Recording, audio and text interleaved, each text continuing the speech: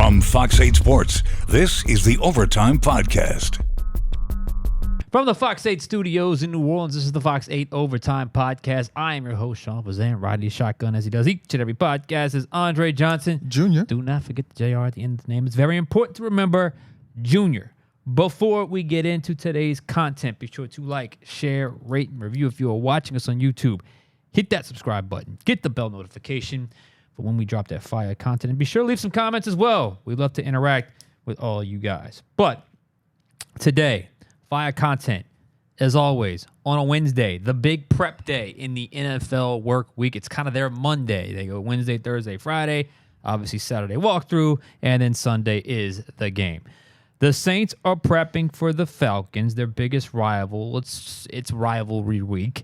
It's always a game to get up for, but this team is banged up. This team is banged up. The injury report came out today. But before we get into that, how are you feeling today? I'm feeling good. You know, I went and got my haircut this morning, which looking fresh and clean. Thank you. But more importantly, that comes with my burger. That's right. I go up there, get my haircut, get my burger. So I'm in a very good mood right now. Yeah, something about a good haircut and a good burger, man. That's just one of those things. It's an underrated life hack. It's just a good thing. You know what I'm saying? So anyway, I'm glad you got your haircut and your burger. I had a burger today as well, and it was really, really, really good.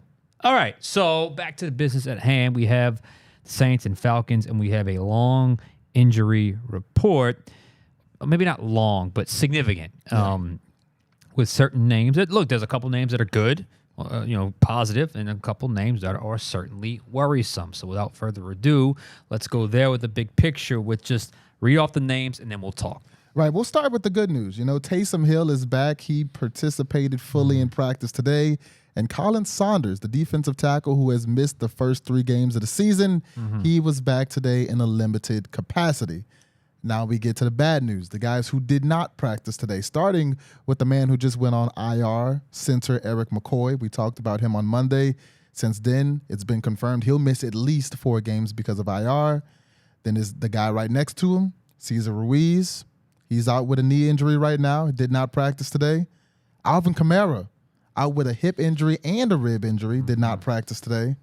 Demario Davis with a hamstring injury, did not practice today. And Alante Taylor with an illness also did not practice today. So of the 5 names I just rattled off, you could argue that there are 5 of their 8 most important players on the team. 100%. And that's where we had to go here today because each one says something significant, in my opinion. We'll start with the biggest name. Well, first off, why don't we go with Demario Davis just real quick because, he had to exit the game with some sort of hamstring issue. Demario's 34, 35 years old. He's been an Iron Man for the Saints, but he had a hamstring issue in California as well. I hope this is not the start of sort of a repeated pattern with something with that. And I know this is a guy that's going to be on the field if he absolutely can. So that's certainly something to monitor. And if he had to miss practice, that's something to watch. Alvin Kamara. It was funny. I had a whole separate pod on this topic prepared, but since he's on the injury, this is before I knew he was going to be on the injury list. We might as well go there now. I mean, he had 29 touches on Sunday in a game that was brutal, in a game that was very physical. I looked down at the stat sheet, and they hand out the stat sheets after each quarter. And I looked down the rushing stats. He had every single carry, but the first 3 quarters of the game. Yeah. And they were running the ball. Again, they were running out a lot of heavy sets, which means he was getting hit by a lot of big dudes, a lot of big guys. So there's a couple of things to learn from that. A, you hope he can come back because we've talked about the drop-off. Now, it's good to have Taysom Hill back, but he's not a true tailback. So we talked about the drop-off and just what you're able to do with Alvin Kamara. So you hope it's just a situation where let's just monitor, and hopefully he's ready to go by Sunday. I will say this, with him, I don't need to see him practice. Yeah. If he's ready, if it's a situation where he's got to just sit out Wednesday, Thursday, Friday, be ready for Sunday, so be it. But we don't know the severity of the injury. I know he didn't talk to us after the game on Sunday, and he normally does talk to us after games on Sunday. Was not able to do so, did not do so, even though he was in the locker room. Who knows? Whatever the reasons, everyone has their reasons. It's no big deal. But the bigger picture with the Alvin Kamara situation is, can you realistically give him that level of dosage? Can you realistically expect to give him 29 touches a game? I mean, McCaffrey was getting those numbers in Carolina. I don't know what he had last year in San Francisco, but he's hurt right now, seeing German specialists or whatever. Yeah. So to me, this is a wake-up call to Clint Kubiak, and I know some point in that game it was obvious. Our best matchup is getting Alvin the ball. That's what ended up happening. That's what they ended up doing. But you're in the point now where this is a marathon, not a sprint, and even if he's able to go Sunday, 29 is too high. 29 is too high. I've always said the sweet spot with Alvin Kamara is about 20 touches. Maybe go up a little bit. Maybe at the absolute most, you're talking about 25. You don't want any less than 15. But you got to be in that window. 29 is too much, in particular in a game where it was brutal and physical, like the Eagles play with those bare fronts. So Alvin Kamara is obviously a huge situation to watch going forward. I agree. And when you look at Alvin Kamara, right as you said it, I had written down, can you continue to give AK 20 to 30 touches a game? Because, I mean, he is pushing 30 years old. When you're older in the NFL, your body doesn't bounce back and recover the way that it used to. Mm-hmm. Alvin Kamara is 3 games into the season, and he's banged up. The problem is, giving AK 20 to 30 touches, who do you really have that can spell AK, that can do the things that he does? Jamal Williams, you have him as your second string, but Jamal Williams has never been quite the receiving threat or the versatile threat that Alvin Kamara has been. You've got Jordan Mims. Jordan Mims, are you ready to give him, 5-10 touches a game? Probably not. The guy who you drafted to be that is nowhere to be seen, and that's Kendre Miller. And the only other guy who can probably take 5 to 10 touches off of AK's plate, he wasn't there in week 3 against Philadelphia. His and name that's is Taysom Hill. Taysom Hill, correct. That's probably the only guy on the team who can play that role. He's probably your next best option. Yeah, because I was thinking if AK doesn't play, I guess you have to start Jamal, but just as easily as Jamal can slide in that role and play it, you can probably put Taysom in that role. I don't think there's anything that Taysom can't do at this point, but, I mean, this is the NFL. Your depth is going to get tested at one point or another, and for the Saints, that point has come relatively early in the season. So if AK can't go, it's going to test your depth. It's going to see who can step in and play that role. And that's just it. And look, every team's dealing with it. I mean, the Falcons don't have their starting center. I think their right tackle, they only had one name on their injury report officially, but it's a pretty big name. And is it McCrary? Is that Caleb McGarry? McGarry. And Drew Dahlman, their center, just went on IR He's yesterday. out, right. So we know he's out. So they're down. They could be down 2 linemen as well. But you kind of alluded to something there, and I think it's very important. This, and you know this if you're watching this pod, this is the NFL life. This is why it's so hard. This is why it's so hard to get on a roll even when you have a good team, because health is such a major factor and depth is so important. But it's hard to build quality depth when you have fairly limited roster size. You do what your best with the practice squad, and obviously the Saints added a guy to their practice squad today, which I think says a lot. But you're dealing with a situation where you've got to manage all of this with the expectation that no one cares how injured you are. You still have to go out and win games. So Saints have been dealt a little bit of an injury blow, a major one in Eric McCoy, obviously. We don't know how long he will officially be out. Some timeline estimates said 6 to 8 weeks in early reports. DA would not go near that today. He just said guarantee of 4 games. But McCoy being out, we know the uncertainty around Cesar Ruiz, to me, adds a big wrinkle to this because, I'm going through the combinations here. If both Eric McCoy and Cesar Ruiz can't go, and you're talking about, and this could go all over the place. So really all you have is Fuaga and Penning that at your tackles. Yeah. Patrick slid into the center role Sunday. Is it best for him to do it with a week to prepare this week? You would logically think he would be the next man up, but it may not. Maybe the better scenario is to have Shane Lemieux, who they brought up to the active roster. Maybe he plays center, and Patrick stays at left guard. And then if that's the case, is the right guard, Ali Udo in that situation. If they kick Patrick inside and Lemieux is not the guy ready to go, is it Udo back at left guard, and then who's at the right guard position? Is that Saldiveri, or is Saldiveri at left guard and it's Udo at right guard? Or is it the guy I think could be the guy that could be the guy at left guard is Landon Young, because I think he's actually done fairly well cross-training there. And if he was he wasn't quite 100% last week, so he couldn't jump in and be that first lineman up. I don't know if he would have been, but there's another one. So is it Fuaga, Patrick, Lemieux, Udo, Penning? Is it Fuaga, Udo, Patrick, Lemieux, Penning? Is it Fuaga, Young, Patrick, Aliudo, Penning, is it Fuaga, Saldiveri, Lucas Patrick, Lemieux? I mean, Penning, like there's a bunch of different combinations that they're going to have to sort through this week. I have a feeling they have an idea of which way they want to go, but that's a major change, or that's a major dip in chemistry when you're talking about basically if Ruiz can't go. We don't know that for sure, but if he can't go, that's now 3 new linemen that are all basically playing. Like Patrick was left guard, now he's at center. Udo was at left guard if he's the guy, and he moves to right guard. And then Landon Young was playing tackle most of his career. Yeah, he just started training at left guard. That is a lot of movement against a Falcons team that's going to want nothing. They need to win, A, but B, they want to do it against the Saints. What is it, 55-55, the all-time record right now, which we just heard? That's unbelievable. So, I mean, think about all those combinations. So the Saints have their work cut out for them. Especially, talking about those combinations, the one that I could see happening would be one where you have from left to right, Fuaga at left tackle, Saldiveri at left guard, keep Lucas Patrick at center. Mm-hmm. You have Aliudo at right guard, Trevor Penning at right tackle. You mentioned chemistry. I'm more worried about experience. Mm-hmm. Of those 5 guys, Trevor Penning's the one who's been on the team the longest. I mean, Fuaga's a rookie. Saldiveri is in his second year, and he barely played at all in his first year.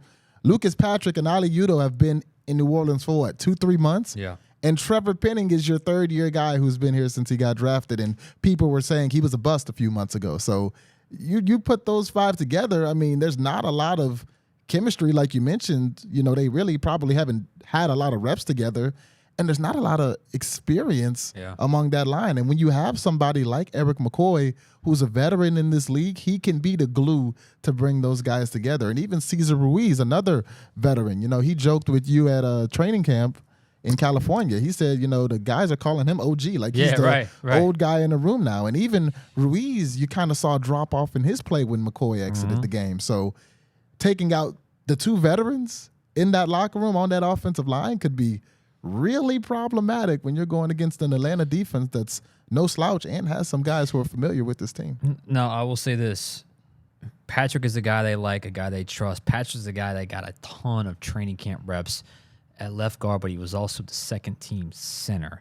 And he was a guy that eventually took over for the left guard spot for Nick Saldiveri, who I know he got injured, but he had already kind of dipped a little bit before the injury. He's really the one that concerns me because this should be tailor-made for him to step up and be the left guard. Yeah. You drafted him to be the left guard, last year's 4th-round pick.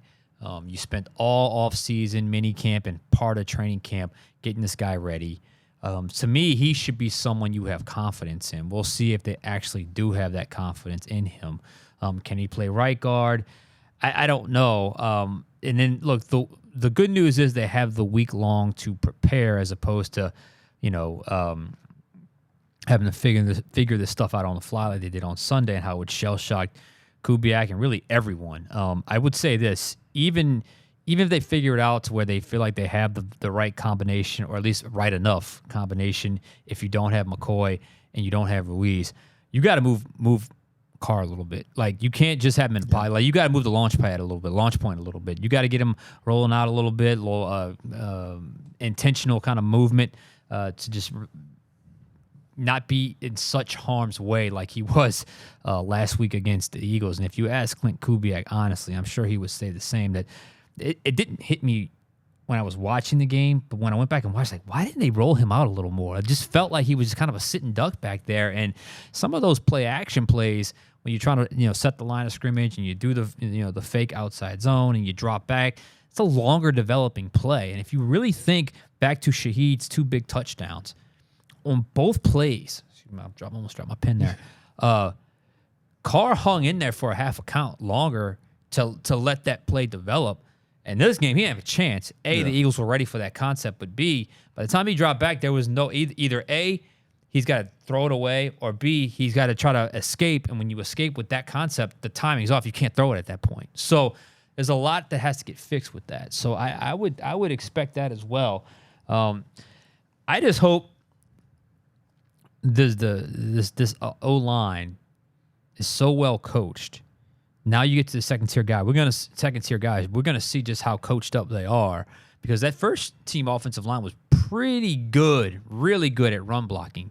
If they can be the same this week in run blocking, then I think that will help neutralize some of the potential impact of losing those two guys if they can't go. You would want them to be, because this whole Clint Kubiak system is based around being able to run the ball successfully. And when you couldn't do that against Philadelphia, we saw how different they looked offensively compared to the dynamic scoring all over the place thing we had going on in Dallas and against Carolina in week 1.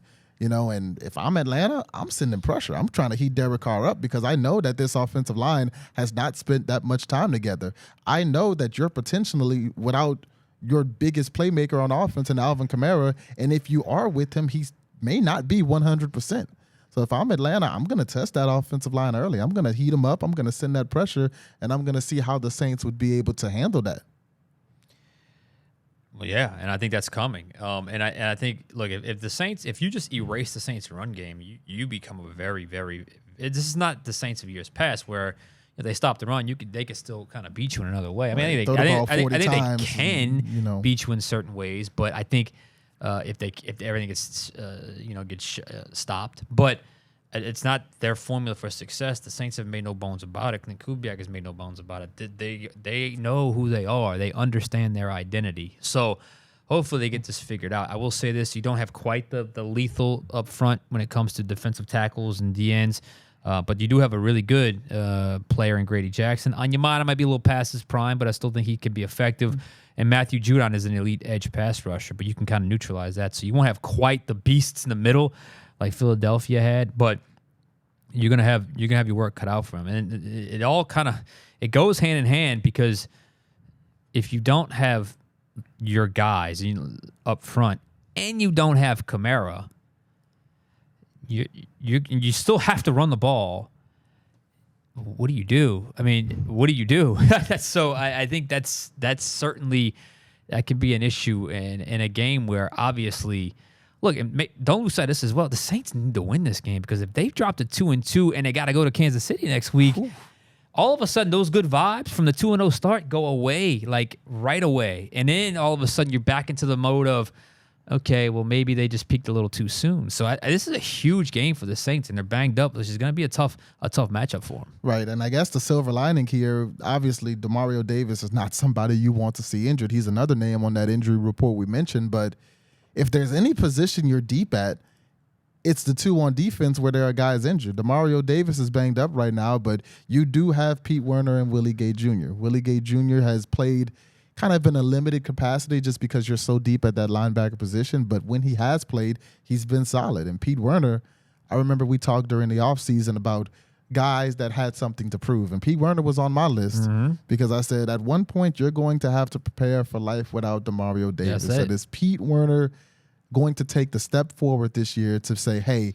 I'm that guy in the middle who can kind of quarterback this defense. So I'm interested. If for whatever reason Demario can't go, hopefully he can, because your defense is a lot better when he's there. But if he can't go, I'm curious to see what Pete Werner looks like in that role, because we really haven't seen that, because Demario Davis so far has been pretty much an Iron Man throughout his career. Not pretty much, he has been. Yeah, he has been. He hasn't missed a game due to injury, minus a COVID situation at one point. And then I'm not really too worried about Alontae Taylor in the secondary. That's an illness, according to the injury report. So you assume he should be able to go. But if he can't, another one of your deepest positions is cornerback. Paulson Adebo's been playing well. Marshawn Lattimore's back. And you got Kool-Aid McKinstry, the Kool-Aid band. So I think you should be good on defense. Yeah, it's just a matter of not giving up explosive plays that just killed them, just being out of position. And 2 plays that just led to just absolute catastrophic results. I mean, the Dallas Goedert play where 3 guys run into each other, and then which is just you go back and watch that play. It's just like, what are they doing? What are they doing in that scenario? It's the one thing that can't happen. It's a shallow cross, and then obviously the play to Saquon Barkley where they slant down Chase Young, and he goes a little too far down, and he gets kind of pinned in, and then Warner's kind of wrapping around to take the outside gap, and he gets pushed out and leaves this massive lane for Saquon to run through, and then he just takes off, and it's over. So defensively, if you can just somehow limit explosive plays, I think you'll be okay. And if you stay opportunistic, I mean, this is why like Saints being here at 2-1 just bothers me so much because they didn't just outcoach Nick Sirianni or make less mistakes than Nick Sirianni. They won a turnover battle. Like, and you were at home. Yep. So, I guess that's last week. But still, it makes this game that much more important. And, look, last year when they played Atlanta at their place, they were coming off a bye. They were 5. I believe they were coming off a bye. They were 5-4 coming in. And Atlanta was, I believe, 4-6 at the time. So you had a chance to really like make a move in the NFC South when no one else was able to do so. And they blew it. They couldn't score a touchdown. They had a pick 6 early in that game. Jesse Bates picked it off. Jesse Bates is back along with Justin Simmons, maybe the best safety duo in the NFL. So in case you haven't figured it out by now, this is a huge game for the Saints inside the NFC South. Yeah, and we've been talking about the Saints offense a lot, but that Atlanta offense is also something to kind of watch. You mentioned their offensive linemen are kind of banged up as well, their center and their right tackle, but we watched Saquon gash the Saints in the running game last week. They have Bijan Robinson, a young back, but a very talented back who has shown signs early in his career of being a force at that position. We saw Dallas Goedert catch 10 passes and go crazy on that Saints defense. They have Kyle Pitts, another younger guy who's a lot more athletic and dynamic than maybe a Dallas Goedert And it kind of feels like he's kind of finding himself a little bit because he was a perennial underachiever for the first couple of years of his career. And having Kirk Cousins there, a veteran presence compared to, the Desmond Ridder that he was working with the last couple of years has really kind of unlocked the new side of Kyle Pitts. Drake London, he caught a touchdown last week. Another young receiver who, with Kirk Cousins, is hoping to take another step in his career. How dangerous are you seeing this Atlanta? It's early for them. They also have a new coordinator, but how dangerous is this Atlanta it goes as if you can contain Bijan, because Bijan's another one of those guys. He can do what Barkley did, take one for 65, but he even adds that pass catching element that I know Barkley has, but I think it's even better with Bijan Robinson. It really goes though Kirk Cousins because he's getting week by week a little bit better from a mobility standpoint, not quite as stiff with the feet. I thought he was a little bit better last week. I thought he made some throws on that last drive. They should have won that game. Excuse me, they should have won that game over Kansas City. He brought them down. That's back-to-back weeks. He brought them down with the game on the line. So to me, it really boils down to can you contain Bijan Robinson? And then when it comes to Kirk Cousins, I actually like the matchup of the Saints secondary versus their receivers. Yeah, same. Okay. Kyle Pitts is a little bit of an X factor for me because I could see him just completely not being a factor at all, but also I could see him, given what just happened with Dallas Goedert, being a major factor because you got to respect Mooney, you got to respect London, you got to respect McLeod. So I think it's going to be a very intriguing matchup, but I actually like where the Saints stand from a secondary versus their quarterback and receivers. I am very concerned about Bijan Robinson because I think the run defense was an issue even before this past week against Philadelphia. It showed up against Carolina. Nobody noticed because they were up 17-0 before we blinked an eye. But if you go back and watch, and Deuce and I were talking about this, they were leaky. Now, what could help that?